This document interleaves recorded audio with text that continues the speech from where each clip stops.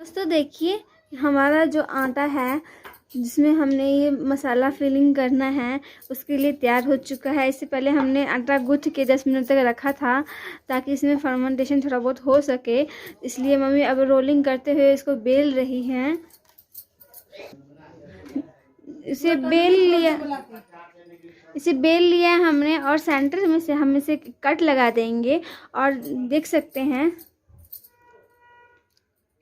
इसमें हमने थोड़ा वाटर लगाया है ताकि जब हम समोसे को फिलिंग करके इसको चिपकाएं तो अच्छे से ये चिपक जाए। साइड साइड में ही वाटर लगाएं, सेंटर में ना लगाएं। और देख सकते हैं किस तरह हमने इसे फोल्ड करके आपस में स्टक कर लिया है,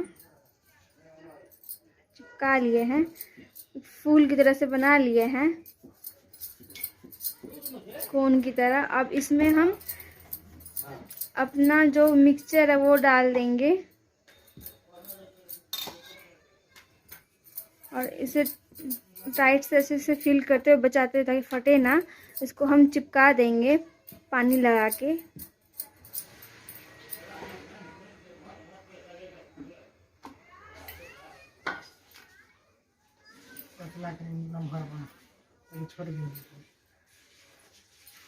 आप अपने हिसाब से बड़ा या छोटा समोसा बना सकते हैं जिससे आपको सुविधा लगे।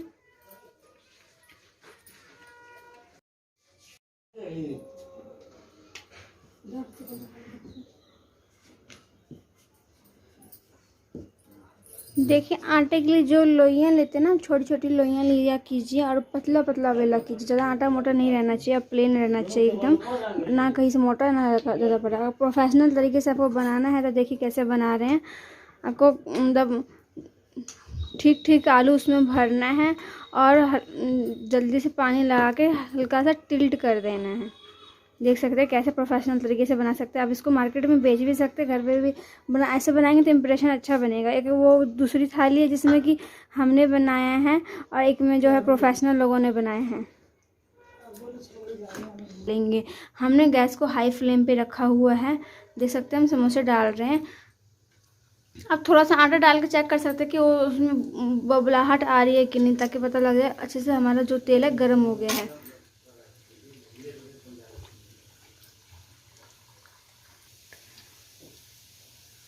जब आपको लगे कि हल्का सा मतलब हल्का सा येलोइश कलर आ गया हो तो आप इसको पलटा सकते हैं। उल्टा पलटा के हम इसे अच्छी तरीके से पका लेंगे। मतलब पक जाना चाहिए, गोल्डन ब्राउन होने तक इसे हम भून लेंगे। ये आप देख सकते हैं कि हमारा गोल्डन ब्राउन हो गया है समोसे। अब हम हल्का सा और आंच लगा इसको छान लेंगे।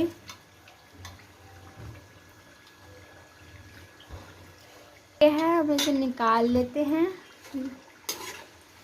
देख लीजिए हमारा समोसा बनके तैयार है। आप इसे हरी चटनी के साथ या केचप के साथ सर्व करके खा सकते हैं। ये नारियल चटनी के साथ भी बहुत बढ़िया लगेगी।